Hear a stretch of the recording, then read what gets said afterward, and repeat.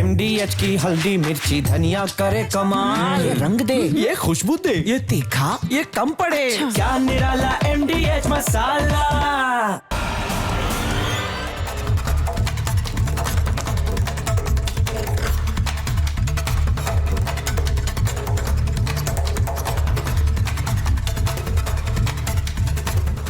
दर्शकों नमस्कार, प्रणाम। मेरा नाम है राम और रिपब्लिक भारत पर अब शुरू करने जा रहा हूं महाभारत। दर्शकों, आज केवल एक जगह पर महाभारत नहीं थी, आज हर जिले और हर सीट पर महाभारत थी। बिहार में चुनाव हो और गर्मा गर्मी ना हो, ऐसा कैसे हो सकता है?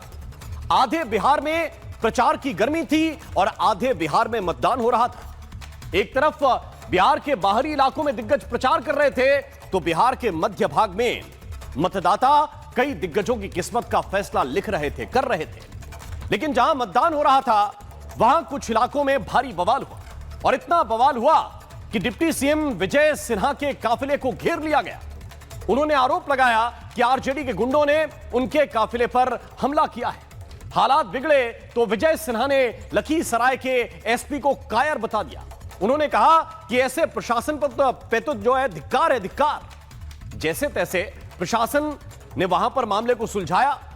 विजय सिन्हा को थोड़ा सा आगे ले गया और पैदल ले जाकर बूथ को दिखाया, ताकि वो ये माने कि बूथ कैप्चरिंग नहीं हुई है। लेकिन बात सिर्फ इतनी भर नहीं। थोड़ी देर के बाद विजय सिन्हा और आरजेडी के जो एमएलसी हैं वो आमने सामने आ गए।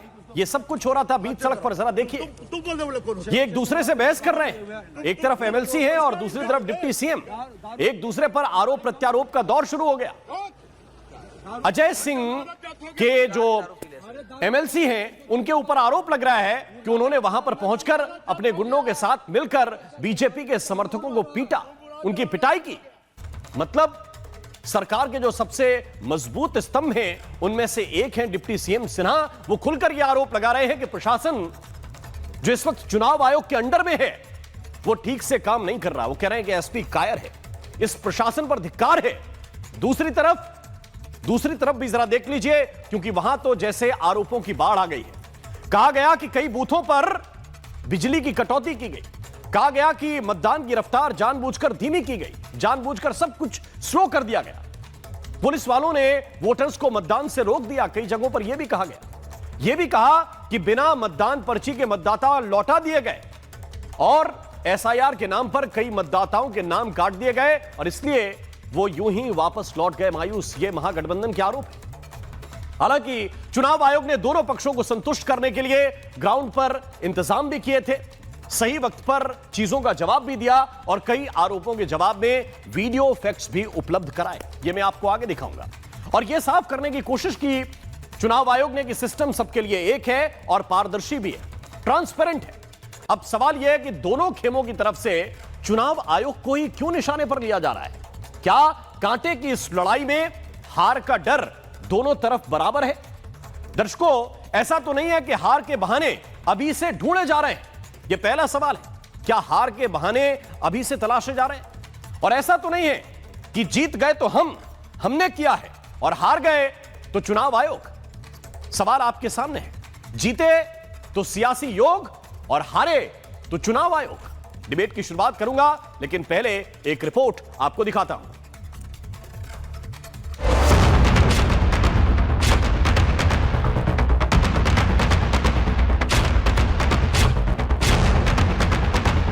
बीएलओ ने हमें पर्ची नहीं दिया था।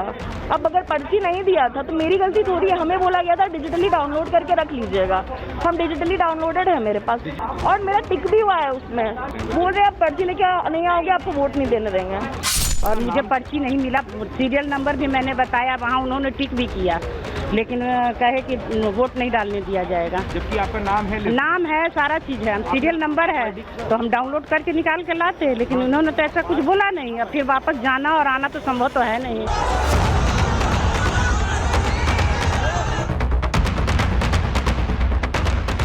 का एसपी इतना कायर कमजोर है, आके कहता कि शांतिपूर्ण मतदान हो रहा है। धिक्कार है इसे प्रशासन को। ये गुंडा राजद का है और सत्ता में आ रही एनडीए से छाती पर बुलडोजर चलेगा। ये गुंडा देख रहे हैं, गांव घूमने नहीं जाएगा उम्मीदवार। विक्ट्री जीत रहे हैं, जीत रहे हैं। वो सब हम नहीं जानते। अरे वो सब अपने से करवाते हैं, वो सब अपने से करवाते हैं कि कैसू वोट बढ़े, कैसू अथी बढ़े। 2-2, 3-3 बार तो हम जिता दिए तो सीएम बन गए। आप देखेंगे कि सीएम बनते हैं। सिस्टम तो तबाह और बर्बाद किया, कांग्रेस ने भी तबाह और बर्बाद किया और आरजेडी ने भी तबाह और बर्बाद किया। आरजेडी का मतलब ही है, आर का मतलब रंगदारी, गुंडागर्दी, दादागिरी, जे का मतलब है जंगल राज और डी का मतलब है डकैती। लोग भूले नहीं हैं, उन्होंने तो पूरी व्यवस्था ही समाप्त कर दी थी। समाजवाद नहीं, परिवारवाद।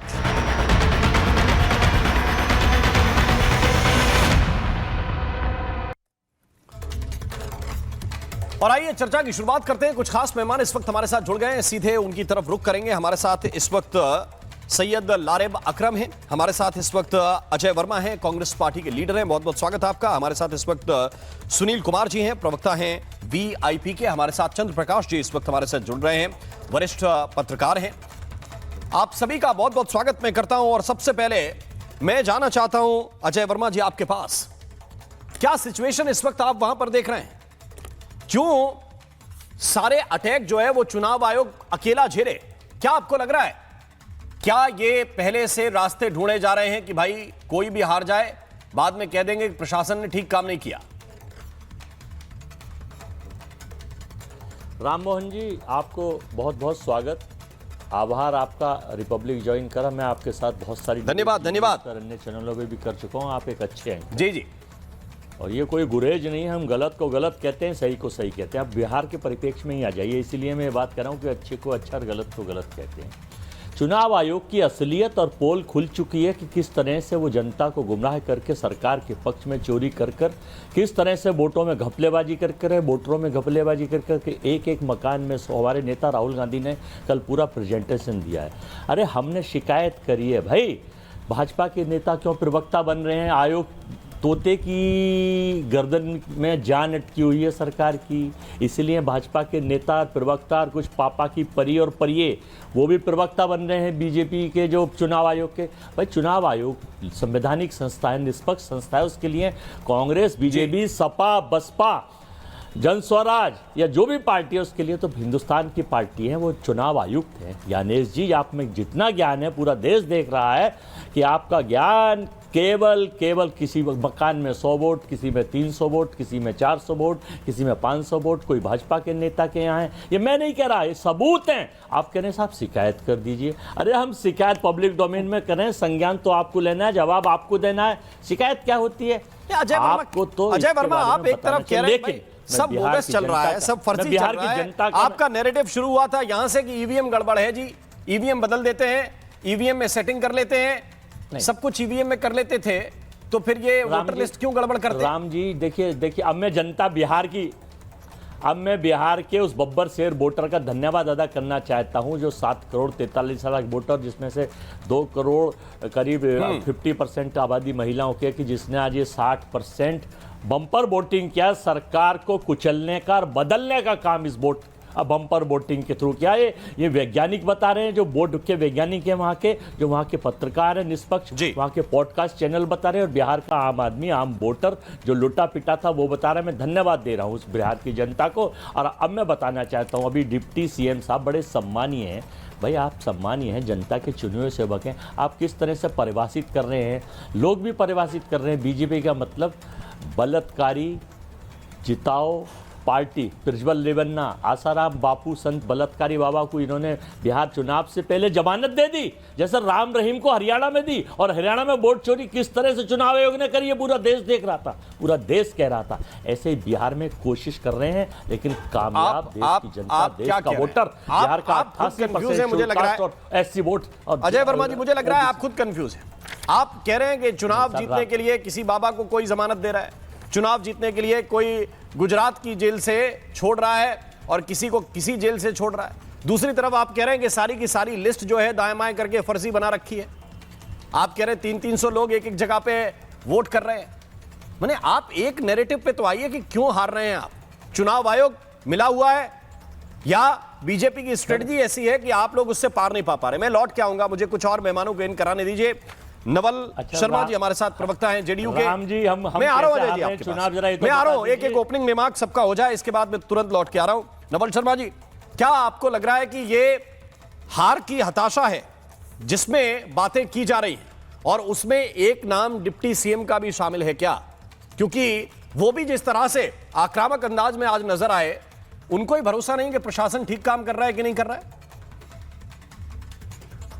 देखिए, तो अभी तक तो विपक्ष आरोप लगाता था कि बिहार में प्रशासन का दुरुपयोग होता है, लोग प्रशासन का उपयोग करता है, अनुचित फायदा लेता है प्रशासन के माध्यम से। तो अब तो इतना स्पष्ट है ना कि बिहार में प्रशासन कोई पक्षपात नहीं करता है, इतना तो तय है।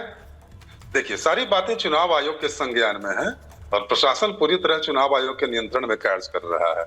महत्वपूर्ण पहलू यह है कि अभी जो कांग्रेस के प्रवक्ता बोल रहे थे, पूरी तरह यह हताशा का भी व्यक्ति है।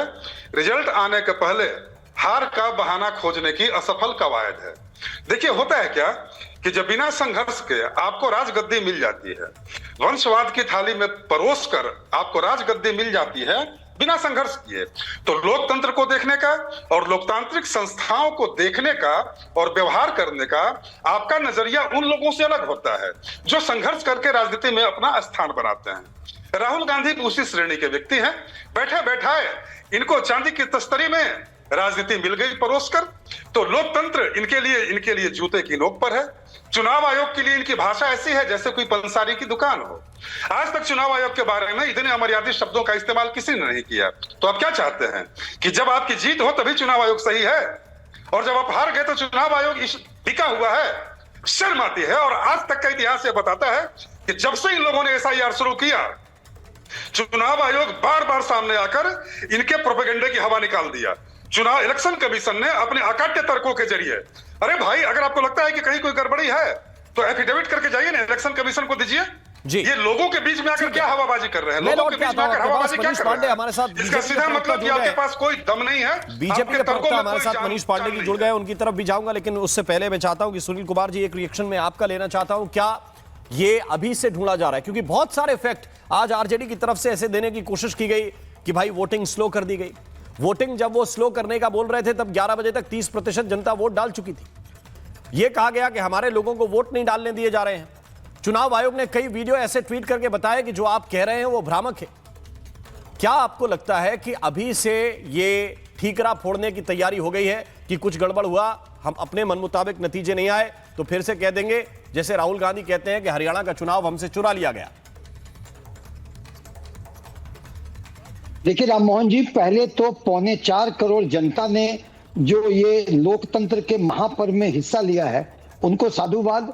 और मैं इस मामले में प्रशासन को, पोलिंग एजेंट को, सिक्योरिटी फोर्सेस को, इलेक्शन कमीशन को भी इसको कंडक्ट कराने का साधुवाद देता हूं। लेकिन हाँ, इलेक्शन कमीशन पर अगर कुछ बातें उठती हैं, खासकर अगर यहाँ के भावी प्रधानमंत्री की उठती हैं, गंभीरता से कुछ आरोप लगते हैं, तो उसको नकारने के बजाय पूरी तरह एग्जामिन करके एक व्हाइट पेपर दें, ताकि जनता को अधिकार है दूध का दूध और पानी का पानी जानने का।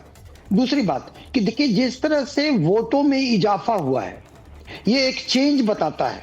जैसा कि हम कह रहे थे कि जनता फांसीवादी एनडीए सरकार से उब चुकी है, एंटी पीपुल सरकार से उब चुकी है, तो ये जो उछाल आया है परसेंटेज, ये इंगित करता है कि जनता ने बढ़ चढ़ के अपना मैंडेट फॉर अ चेंज दिया है।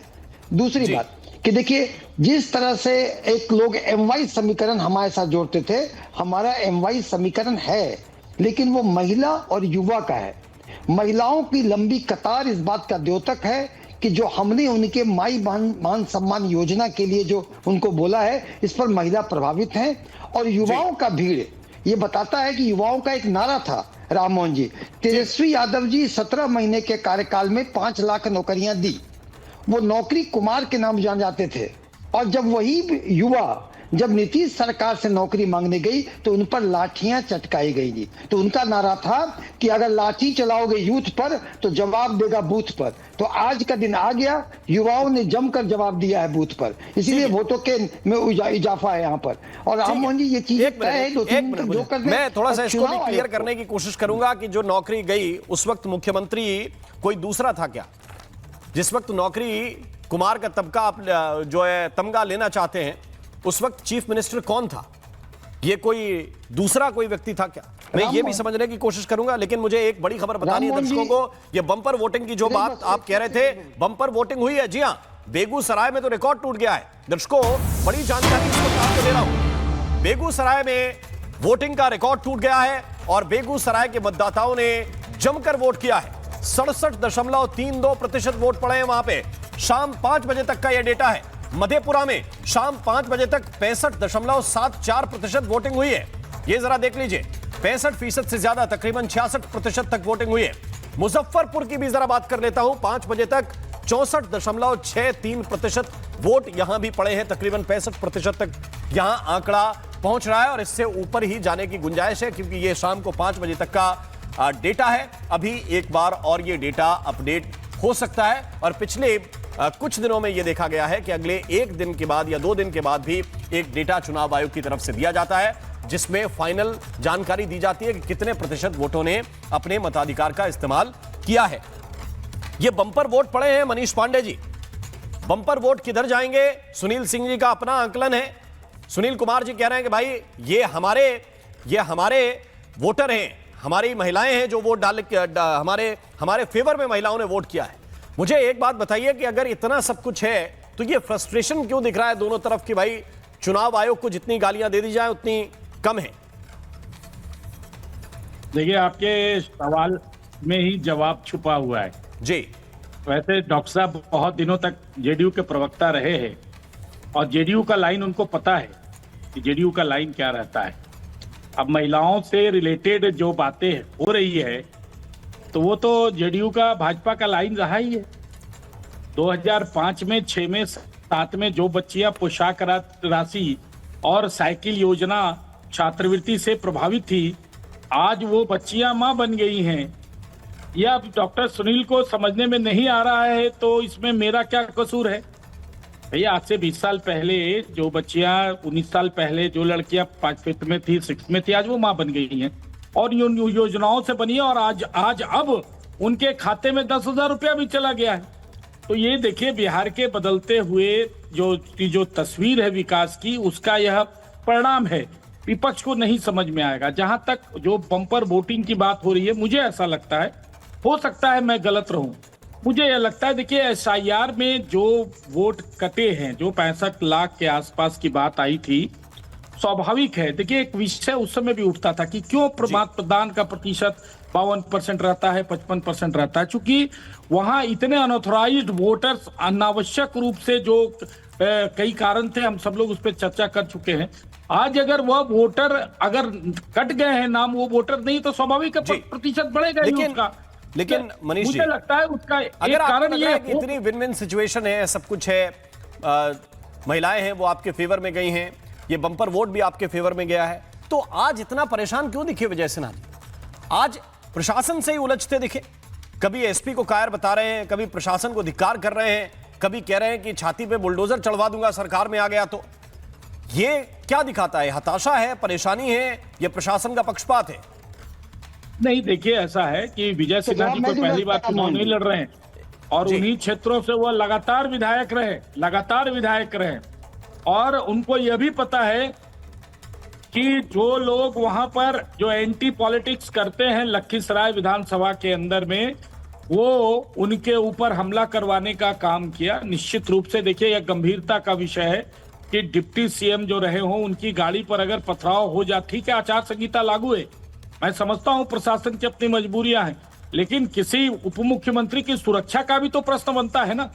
अगर जिस व्यक्ति को ऊपर हमला हुआ है, उस व्यक्ति की मनोदशा भी तो समझी जा सकती है ना। तो इसलिए मुझे लगता है उसको अदरवाइज देखने की जरूरत नहीं है, किसी दूसरे एंगल से देखने की जरूरत नहीं है।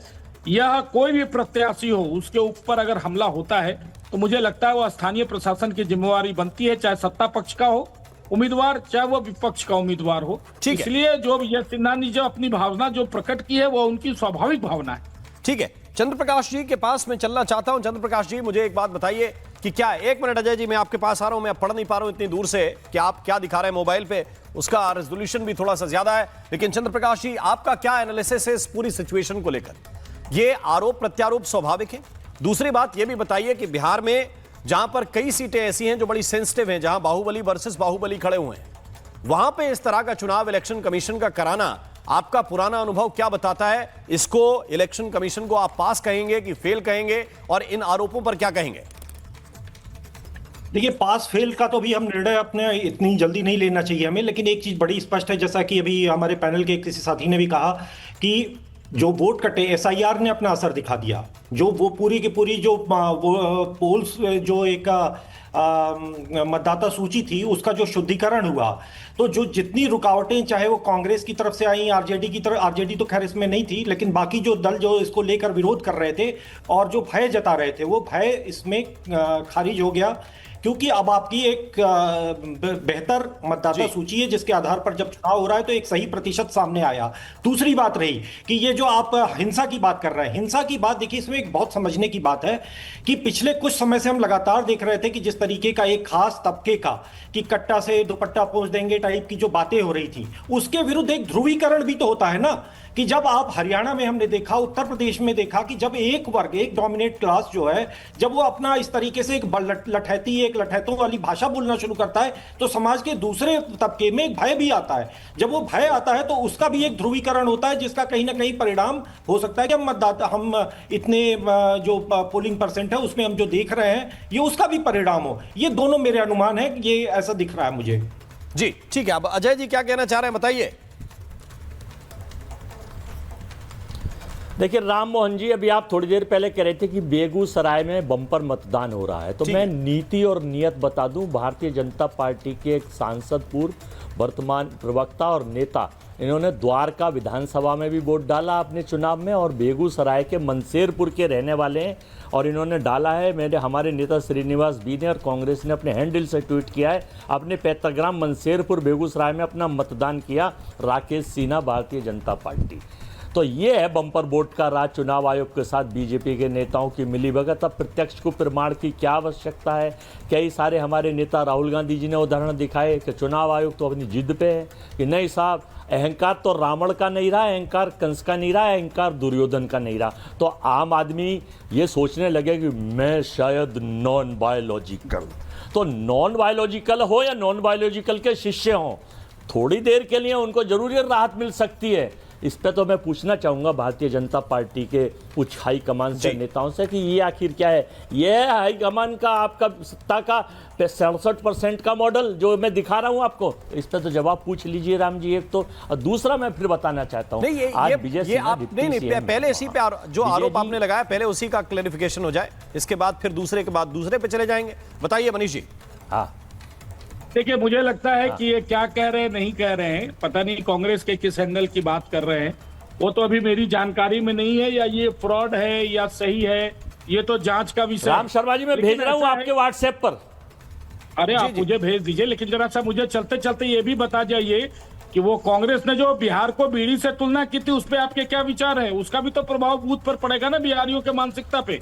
अरे भाई, इसका जवाब दीजिए भाई, तू इधर उधर की बात ना कर और ये बता कि 2 वोट कैसे डली। ये लोकतंत्र की हत्या, लोकतंत्र का मजाक, सरेआम लूट, बैंक डकैती, चोरी एक भाजपा के नामित नेता द्वारा, ये मैं नहीं कह रहा, पूरे देश में चर्चा है, और इसलिए आपको शर्मसार होना चाहिए। और आपके चुनाव आयोग की क्या गलबैया है, पूरे बिहारियों का अपमान होता था, वह हैंडल, वह पोस्ट आपको नहीं दिखा, वह उठाने की आपने जरूरत नहीं समझी, क्योंकि आपकी नैरेटिव वही है, आप चाहते वही है बिहारियों का अपमान करना, इसीलिए आपने कांग्रेस के हैंडल से वो पोस्ट नहीं उठाया, उस पर चर्चा नहीं की जिसमें केरल कांग्रेस ने बिहारियों की तुलना बीड़ी से की थी। लेकिन आज ये चूंकि आपको सूट करता है, अब पता नहीं ये फोटो सही है गलत है, वो दूसरी बात है, आपको घर पहुंचा देगा और आपको गलत फहमियां सारे हथकंडे अपना लीजिए। कांग्रेस के किसी भी नेता को बिहार में बोलने का अधिकार, नैतिक अधिकार नहीं है।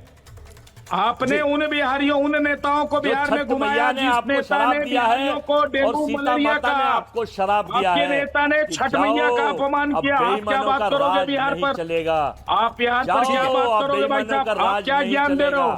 ठीक है, इस वक्त एक बड़ी खबर मिल रही है, मैं आपके पास दोनों के पास पहुंच कर आता हूं। सम्राट चौधरी दावा कर रहे हैं कि पहले चरण में जो बंपर मतदान हुआ है उसका फायदा एनडीए को मिलेगा और 100 सीटें हमारी तय हो गई हैं। सम्राट चौधरी कह रहे हैं कि 121 में से हम 100 सीटें जीतने वाले हैं। लालू परिवार चुनाव हार रहा है। सम्राट चौधरी ने यह दावा किया है। उन्होंने कहा कि 100 सीटें हमारी तय हो गई हैं। तो लालू परिवार चुनाव हार रहा है, सम्राट चौधरी दावा कर रहे हैं। और दूसरी तरफ मैं आपको कुछ और दिखाना चाहता हूं। देखिए होता क्या क्या है। होता यह है कि हिट एंड रन की पॉलिटिक्स बड़ी अहम है। अब ये राकेश सिन्हा का जो पोस्ट दिखा रहे हैं, इस पर जाहिर बात है कि चुनाव आयोग को जवाब देना चाहिए कि ये किस सिचुएशन में हुआ। राकेश सिन्हा ने दिल्ली वाला वोटर लिस्ट से अपना नाम कटवाया है या नहीं कटवाया, या केवल उन्होंने बेगूसराय में वोट डाला है, यह भी देखना पड़ेगा। और चुनाव आयोग को इस पर जरूर स्पष्टीकरण और जवाब देना चाहिए। इससे कोई पीछे हटने की बात नहीं है। एक व्यक्ति 2 जगह पर वोट डाले तो केवल एक ही लिस्ट में उसका नाम होना चाहिए। लेकिन हो क्या रहा है दर्शकों, मैं आपको दिखाना चाहता हूं। आज आरजेडी ने बताया कि कुछ लोगों के वोट पहले डाल दिए गए और वो लोग अपना वोट नहीं डाल सके। एक वीडियो डाला उन्होंने, फिर चुनाव आयोग ने जवाब दिया। हुआ क्या, ये दोनों तस्वीरें देखिए, आपको ये पिक्चर क्लियर होगी कि ये हिट एंड रन की पॉलिटिक्स क्या वाकई ठीक है। जरा सुनते हैं। अरे गए हैं वोट गिराने के लिए। हाँ, बोलता है गिर गया। आप अंदर नहीं गए, वोट नहीं गिरा है? नहीं गिराने दिया है। आपका हाथ दिखाइए तो, स्याही लगा हुआ है। नहीं, स्याही लगा है। गिरा वही नहीं दिया है तो वोट गिराने नहीं दिया। बोला आपका वोट गिर गया। तो हम बोले कैसे वोट गिर गया भाई? हाँ, हम तो वोट गिरावे नहीं किए हैं। तो आपका आधार कार्ड, वोटर ID कार्ड देखिए सब है हमारे पास में। मतलब बूथ पे क्या हो रहा है? कोई मतलब जबरदस्ती कर रहा है कि हाँ गिर गया, चाहे हटिए यहाँ से। ऐसे ही बोला है कि हाँ वोट आपको गिर गया। मतलब भाई वोट हमारा कैसे गिर गया? वोट गिरावे नहीं किए हैं। नाम बताइए। शौकत अली। हाथ दिखाइए। हाँ सर देखिए। इलेक्शन हो गया आपका? हाँ हो गया। वोटिंग हो गया? हाँ हो गया। कोई दिक्कत नहीं है? जी नहीं, कोई दिक्कत आप अपना नाम बताइए। मोहम्मद इरफान। हाथ दिखाइए। वोटिंग हो गया? कोई परेशानी नहीं? आप अपना नाम बताइए। हाथ दिखाइए। वोटिंग हो गया? कोई परेशानी नहीं है? शांतिपूर्ण था, गलत फहमी की वजह से प्रॉब्लम होगी? सब क्लियर हो गया? सब क्लियर। कोई दिक्कत नहीं है? संतुष्ट हैं आप लोग? जी हाँ ठीक है, धन्यवाद। तो सिचुएशन यह है। अब मैं सुनील जी को इसमें इन कराना चाहता हूं। सुनील जी, सिचुएशन बहुत स्पष्ट है। कहीं शिकायत ऐसा नहीं कि नहीं जाती, ऐसा भी नहीं है कि कहीं तकलीफ नहीं होती। आपने तो कई चुनाव देखे हैं, अब आप दूसरी पार्टी के लिए चुनाव देख रहे हैं। शिकायत जाती है और शिकायतों का समाधान करना ही प्रशासन का काम है। लेकिन उसको यह प्रोपेगेंडा बनाकर खड़ा करना कि नहीं साहब वोट नहीं डालने दिए जा रहे, वोटर लिस्ट से नाम हटा दिया जा रहा है, लोगों को भगा दिया जा रहा है, यह प्रोपेगेंडा क्या आपको लगता है कि लोकतंत्र के लिए ठीक है? राम मोहन जी, दोनों पक्ष होते हैं। प्रोपेगेंडा करना ठीक नहीं है, मगर यह भी ठीक नहीं है कि भाजपा के प्रवक्ता इलेक्शन कमीशन के प्रवक्ता के रूप में काम करें।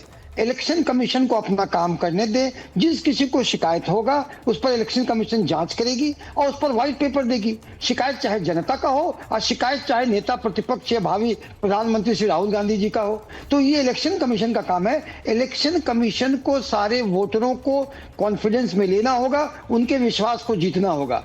भाजपा कार्यकर्ता जब इलेक्शन कमीशन के प्रवक्ता बनेंगे तो शक की सुई उठेगी। हाल के दिनों में SIR पर जब सवाल उठता था तो जवाब भाजपा के प्रवक्ता दिया करते थे, नंबर 1। दूसरा, आपने कहा कि नौकरी देते वक्त चीफ मिनिस्टर कौन थे? अरे वो तो वही चीफ मिनिस्टर थे जब पिछली बार तेजस्वी यादव जी मैनिफेस्टो में कहे कि हम 10 लाख नौकरी देंगे। तो क्या कहा गया मालूम है? कहां से लाओगे पैसा?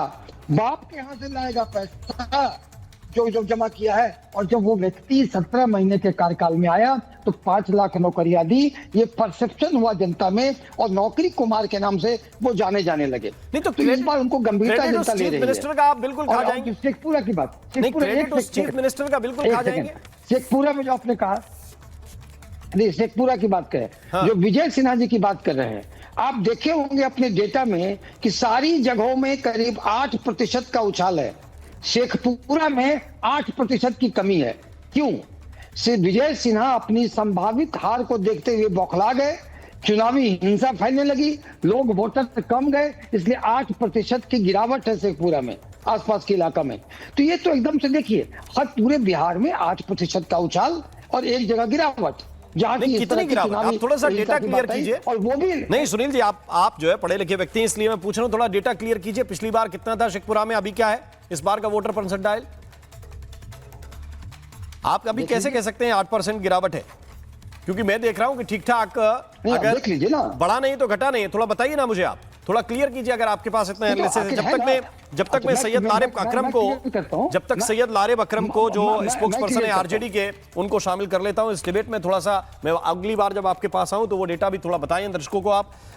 अकरम साहब जरा बताएं कि ये सिचुएशन क्यों बन रही है कि आप पूरी तरह से अविश्वास एक तरह से चुनाव आयोग के ऊपर दिखा देते हैं, आपका खुद दिख रहा है, पीछे डेटा देखिए ना, डेटा दिख रहा है। एक मिनट मैं आ रहा हूं सर आपके पास, सुनील जी आपके पास आ रहा हूं। पूरी तरह से अविश्वास आप चुनाव आयोग के ऊपर दिखा रहे हैं और सुबह से लगातार यही सिलसिला चला आ रहा है, इसके पीछे की वजह क्या है?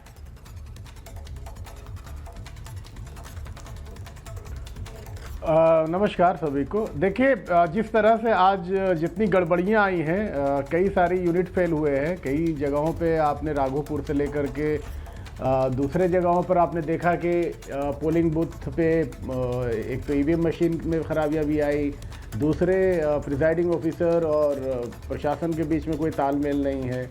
हमारे उम्मीदवार लगातार ऑब्जेक्शन करते रहे, कई जगहों पे पोलिंग में गड़बड़ियां आई।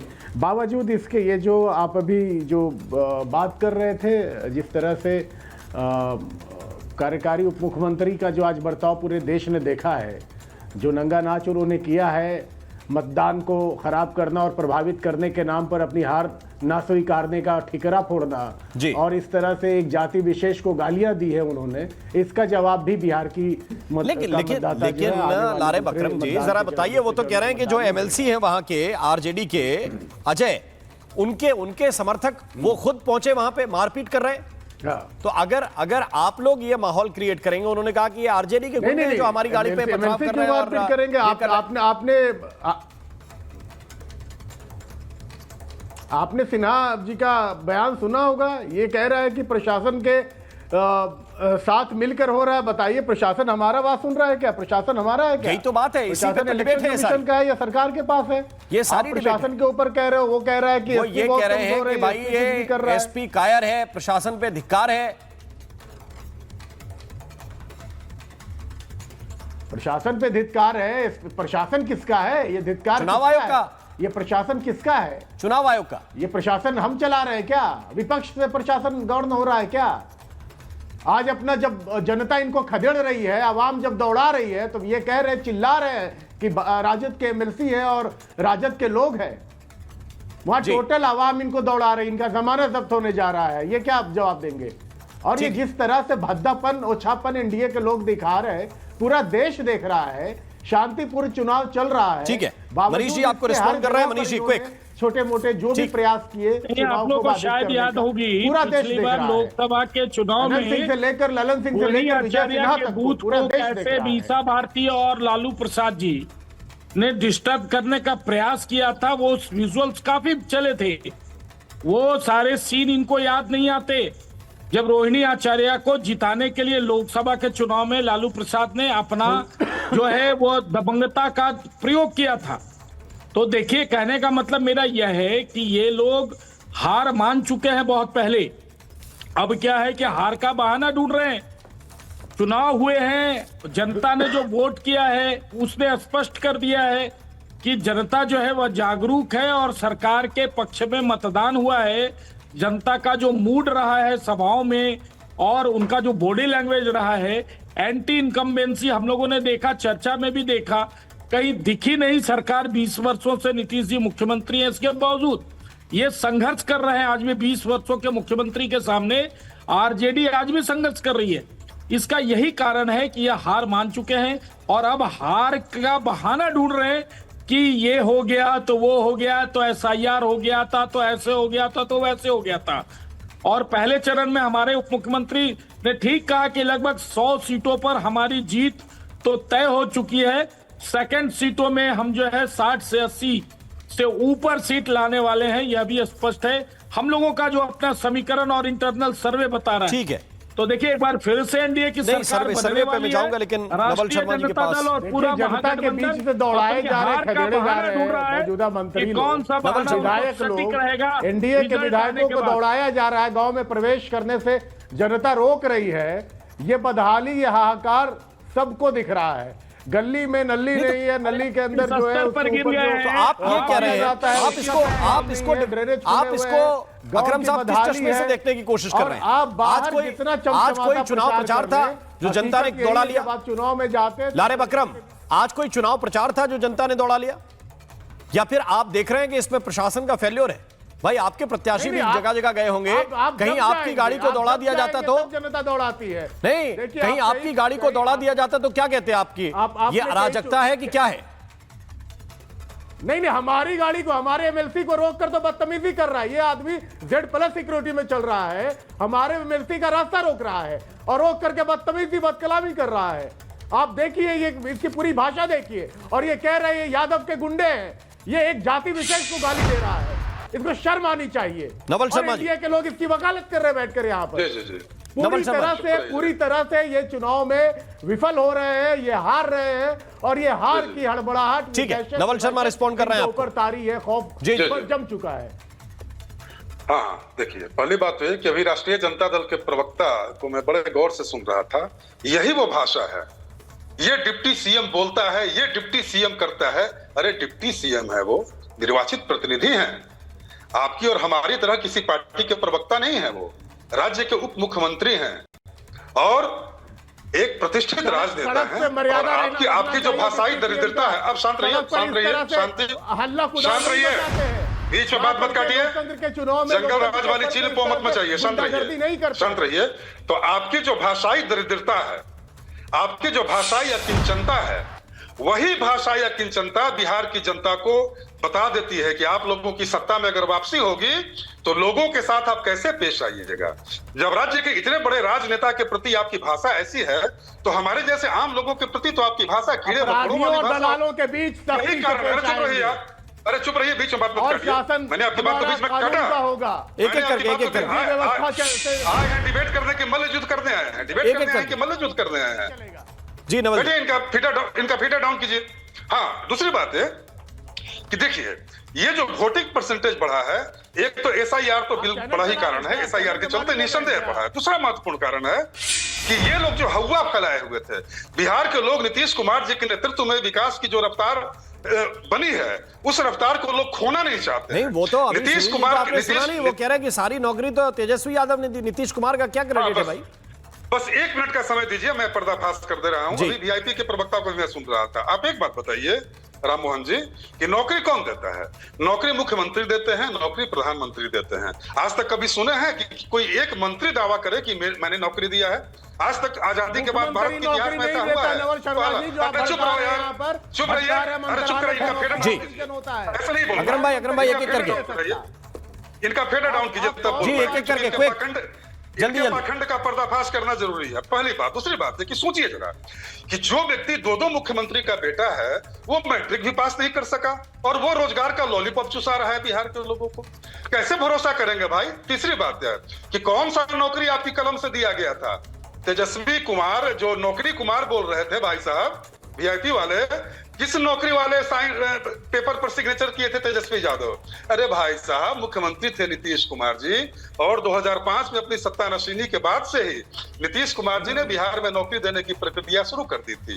ये तो तेजस्वी यादव जी का सौभाग्य था कि नीतीश कुमार जी की कृपा से डिप्टी सीएम बन गए, तो रहे डिप्टी सीएम और उसी समय से रायता फैलाने लग गए कि नौकरी दे दिया, नौकरी दे दिया। अरे आपका इतिहास है नौकरी देने का, आप नौकरी देने वाले हैं? आपका इतिहास बताता है कि आप, ये लालू जी के जमाने की नौकरियां याद है आपको कैसे मिलती थी? लालू जी के जमाने में BPSC का प्रत्येक पद, मैं भी BPSC का एस्पायरेंट था उस जमाने में, और सारे पदों की बोली। अरे चुप रहिए, धैर्य नहीं है, धैर्य चुकने लगा, धैर्य चुकने लगा। अरे डॉक्टर साहब, आप तो डॉक्टर हैं, महाराज धैर्य बनाइए। आप लोगों को धैर्यवान बनने की शिक्षा देते हैं। और लीजिए अधीर हो रहे हैं, लीजिए अधीर, सुन लीजिए, थोड़ा सा सुन लीजिए, फिर बोलते रहिएगा, हमको बोल रहे हैं दीजिए। हाँ, तो लालू जी के जमाने में नौकरियों का इतिहास, बस 1 मिनट का समय देना पड़ेगा। जल्दी क्विक, थोड़ा सा जल्दी नवल भाई।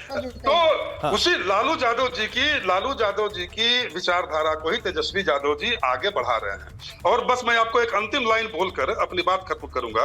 आज समस्तीपुर में एक वीडियो वायरल हो रहा है, जो समस्तीपुर के कैंडिडेट एजाज यादव के चुनावी मंच पर से एक लड़का वो गा रहा है। उसमें क्या गा रहा है कि ए लड़की, मैं लाठी लेकर घूमता हूं तो गंवार कहती हो। हाँ, तेजस्वी भैया इस पे बात कर चुका हूं, कल पूरा विस्तार से इसी पे बात की थी मैंने, इस पे पूरा विस्तार से बात। ठीक है, यही वो संस्कार है जिससे बिहार के लोग आतंकित रहते हैं। और ये बता रहे हैं कि अरे 14 नवंबर का इंतजार कीजिए, 14 नवंबर को आपकी राजनीतिक दुकानदारी बंद होने वाली है और ये जो आतंक राज। हाँ सुनील जी क्विक, ठीक है जी सुनील, प्रोपेगेंडा को इनसे सीखे। देखिए प्रोपेगेंडा इनसे सीखे। एच.जे. यादव जी एमए पास है, पीएचडी है, नॉट डेम अकेडमी की प्रोडक्ट है, इतनी संस्कृत परिवार से आती हैं, उनके डायस कोई वैसा नहीं बोल सकता है। उसके संदर्भ जानने का प्रयास नवल शर्मा जी करेंगे नहीं, और कहते हैं कि तेजस्वी यादव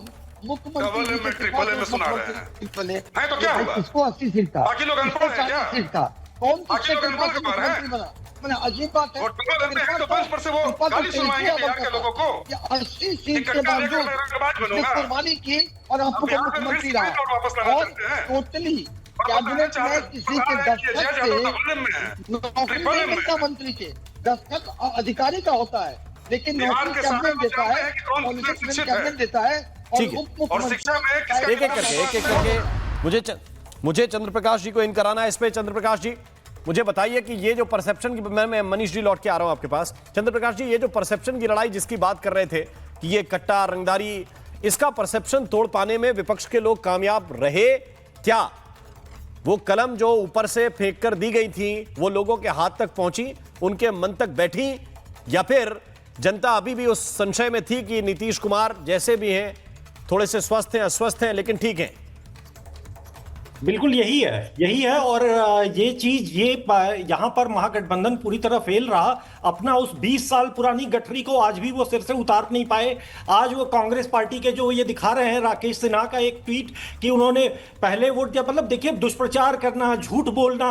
अरे अभी 2 दिन पहले आपके राहुल गांधी ने इतना सब कुछ झूठ बोला, वो सब खुल ही गया ना 24 घंटे के अंदर। और ये भी जो दिखा रहे हैं, दिल्ली में फरवरी में चुनाव हुआ था, बिहार में आज नवंबर में चुनाव हो रहा है। इस दौरान आप वोट अपना शिफ्ट करा सकते हैं, उन्होंने वोट शिफ्ट करा लिया। आप यहां पर दिखा रहे हैं एक नेशनल चैनल पर उसको चमका रहे हैं, मतलब झूठ बोलने की, दुष्प्रचार करने की, किसी पर कुछ भी लांछन सबूत दिखाओ, कहां शिफ्ट कराया? मैंने सबूत दिखाया, ऐसे ही सबूत दिखाओ। बड़ी बात है कांग्रेस पार्टी, भाजपा के मुखौटे चेहरे सेल कंपनी, पूरा महागठबंधन झूठ की ही राजनीति पे चलाना चाहता है। वो समझ ही नहीं पा रहे हैं कि इसी के कारण वो लालू राज का जो भाजपा के मुखौटे चेहरे सेल कंपनी उतार नहीं पा रहे हैं।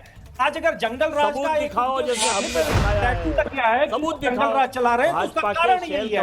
अगर आज वो जंगल राज जो उनका पीछा नहीं छोड़ रहा है, आज महिलाएं सड़कों पर उतर रही हैं कि हम चाहे बिहार के, अगर नीतीश कुमार सरकार बहुत मोर्चों पर सफल नहीं है, लेकिन अगर मोर्चों पर असफल रहने के बाद भी वहां की जनता वोट दे रही है, एंटी इनकम्बेंसी नहीं है, तो उसका कारण वही है ये रवैया जो ये देख रहे हैं आप। ठीक है, ये एंटी इनकम्बेंसी आप लोग क्रिएट नहीं कर पा रहे या उसकी लहर का कोई फायदा नहीं उठा पा रहे, तो अजय वर्मा इसमें सोचना पड़ता है कि नहीं पड़ता है? अभी भी ऐसा नेक टू नेक चुनाव चल रहा है, कम से कम ये तो साफ दिख रहा है ऐसा नेक टू नेक चुनाव चल रहा है कि कुछ भी हो सकता है।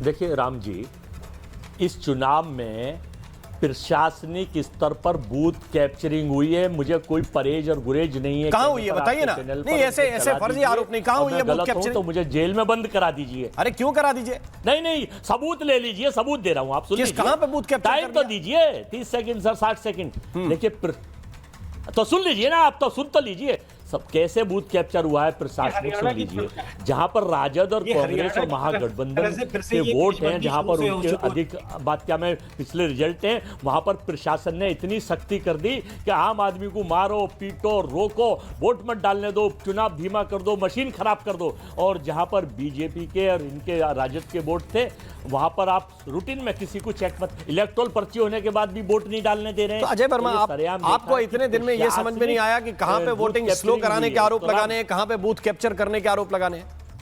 आप बूथ कैप्चर और वोटिंग स्लो कराना दोनों में अंतर नहीं कर पा रहे क्या? सुन लीजिए जरा। हाँ, दूसरा छाछ तो बोले ही बोले, छल्ली भी बोल रही है। इन्हें यह पता है कि नीतीश जी पहले 75 सीटों पे थे, बीजेपी ने घटा के उन्हें 45 कर दिया और इस बार 15 कर देंगे, क्योंकि वो मुख्यमंत्री नहीं बनाने के मूड में, इन्हें बीजेपी 75 पहुंच गई। अब वो बता रहे हैं तो छाछ तो बोल रही है, छल्ली तो ना बोले कम से कम कि नीतीश जी अरे भाई अच्छे नेता है, लेकिन एक अच्छे नेता का अंत कर दिया। पूरे देश को पता है, बिहार की जनता इससे बड़ी नाराज है। महिलाएं कह रही हैं तो इसलिए प्रशासनिक नहीं अजय जी, आरोप तो ऐसे लगाइए जिनमें थोड़ा सा मजा आए सुनने में। चाहे आप अगर बीजेपी के पास यही कैपेबिलिटी होती तो वो आरजेडी की सीट ना घटा देती कि जेडीयू की उन्होंने सीट घटा दी।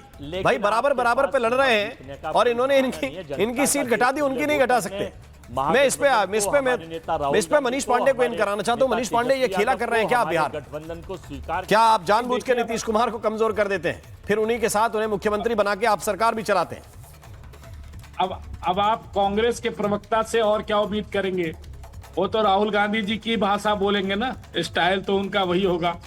और राहुल गांधी जी वहां नहाते हैं, डुबकी लगाते हैं, तैरते हैं जहां मछली पकड़ना चाहिए। अब मछली पकड़ने वाले पानी में राहुल गांधी नहाने जाते हैं और जहां नहाना चाहिए वहां कुछ और करते हैं। देखिए, कांग्रेस की यही दुविधा जो है ना, उसके डूबने का सबसे बड़ा कारण है ये जिस प्रकार की भाषा का इस्तेमाल करते हैं और जो विषय उठाते हैं वह विषय जनता के गले उतरती ही नहीं है। सबसे बड़ी समस्या कांग्रेस पार्टी की और उनके प्रवक्ताओं की यही है। इसीलिए अब यह तरह तरह की बातें कह रहे हैं कि अधिकारियों ने जो है बूथ कैप्चरिंग कर लिया। अब बताइए, इनके पास कोई एक सबूत नहीं है। यह ठीक उसी प्रकार से है जिस प्रकार से परसों राहुल गांधी अपनी प्रेस कॉन्फ्रेंस कर रहे थे। सवाल एसआईआर के मामले में प्रोपगंडा पूरा किया, उसका कोई फायदा नहीं हुआ। अब जो यह प्रोपगंडा चुनाव के समय करने की कोशिश कर रहे हैं उसका भी कोई फायदा इसलिए नहीं होने वाला कि बिहार का वोटर बहुत स्मूथली आज मतदान किया है, बड़ा खुश होकर मतदान किया, चाहे वो किसी का भी समर्थक रहा हो।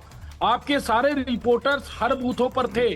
कोई ऐसे बूथों पर इस प्रकार, ठीक है एक आध बूथ जहाँ की चर्चा हम कर दे कि यहाँ पर मैं एक बात राम मोहन जी बोलूं, ये बड़ा दुर्भाग्य बिहार के साथ। बिहार का परसेप्शन कम से कम इतना तो खराब नहीं करना चाहिए कि 243 विधानसभा सीटें हैं यहाँ पर, और अगर किसी एक विधानसभा में अगर हिंसा हो जाए या किसी पे हमला हो जाता है तो उसको पूरी तरीके से बिहार के हिंसा से जोड़कर मुझे नहीं लगता है उसको देखना चाहिए। नहीं, आप ही लोग मिलके कर रहे हैं, आप ही लोग मिलके कर रहे हैं भाई। इसमें आप फिर मीडिया को दोष देने लगे। आप ही लोग मिलकर कर रहे हैं। आपके डिप्टी सीएम जाकर अगर एसपी को कायर बोलेंगे, आपके डिप्टी सीएम अगर जाकर ये बोलेंगे कि अब की बार सरकार में आ जाऊंगा तो छाती पे बुलडोजर चलेगा। आपके अगर डिप्टी सीएम कहेंगे कि हमारे पोलिंग एजेंट को वोट नहीं डालने दिया जा रहा है, आपके लोग कहेंगे कि आरजेडी के लोगों ने मार के हमको जी 243 सीटों की नहीं है। अकरम भाई को थोड़ा सा इन करिए, ये न्याय संगत ठहराने का प्रयास कर रहे हैं। अकरम जी बोलिए क्या कह रहे हैं, क्विक थोड़ा सा जल्दी। इनके यूनियन मिनिस्टर ललन सिंह के ऊपर जब कार्रवाई होती है, जिनको राजबदर किया जाना चाहिए, चुनाव से दूर रखना चाहिए, चुनाव को प्रभावित कर रहे हैं, धमकी दे रहे हैं, और वही धमकी को इनके भाजपा के लोग और जदयू के लोग जमीन पर अमल में लाने का प्रयास कर रहे हैं। पिछड़ों को वोट नहीं देने का, अति पिछड़ों को वोट नहीं देने का, दलितों को वोट नहीं देने का, लोगों को वोट करने से विपक्ष के लोगों को रोकने का, ये जो इन्होंने फरमान जारी किया था ललन सिंह ने मोकामा के अंदर में, ये होता हुआ बहुत जगह पे इनके छुट भैया लोगों ने प्रयास किया। लेकिन जनता से बहुत भरोसा है, बिहार की जनता तरसत है। इनके 20 साल के शासनकाल में इन्होंने बिहार को दोहन किया है, शोषण किया है, लूटने का अकरम भाई, ये केवल नैरेटिव बोलने के लिए करते रहते हैं क्या?